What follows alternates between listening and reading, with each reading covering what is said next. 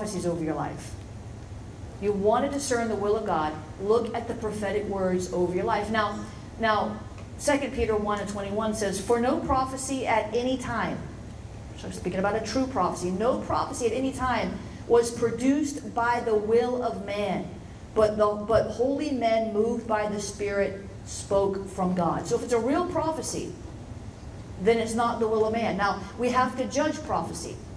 I'm not going to teach on that. I'm going to teach on that in the School of the Prophetic, which starts in September.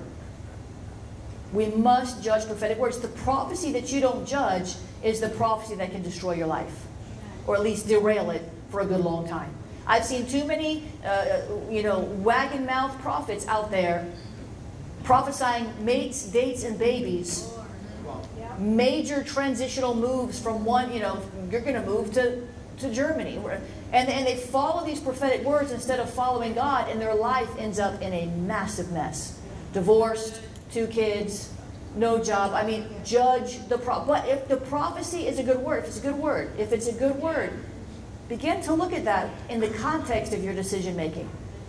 I got an email about maybe 5 months ago, 6 months ago, from a prophet in India. He's an Indian prophet, and he looks like he's from India. He's got a long beard and the long hair, and he dresses in a gown and whatnot.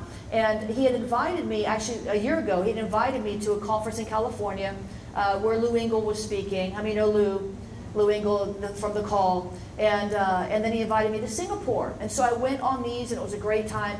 And we kept talking. He had read my book on Jezebel, my first book on Jezebel, when he was going through a major Jezebel attack, and it really helped him.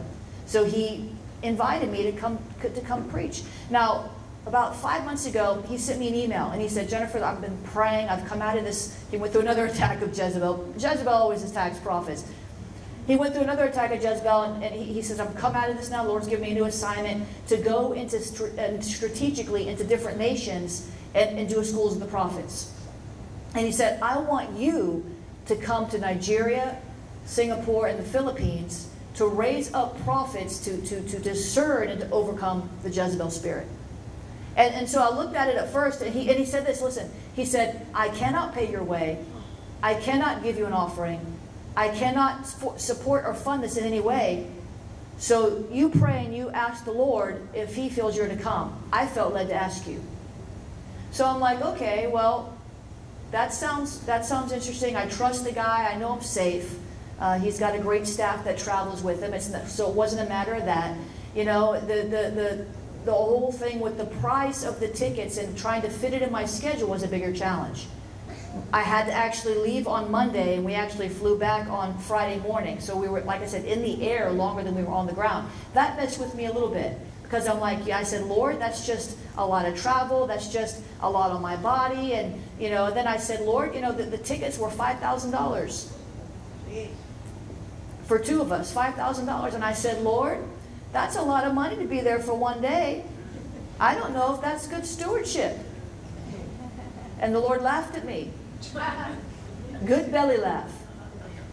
And He said, I'm paying the bill. I'm asking you to go. So you go. And then in that moment, I remembered the prophetic word that Chuck Pierce prophesied over me at Bill Hammond's church in October of last year. He said, "You're going into 37 cities in this next year to raise up troops to throw Jezebel off the wall." And I said, "This is the will of the Lord." I almost missed it because I was looking at how much it would cost.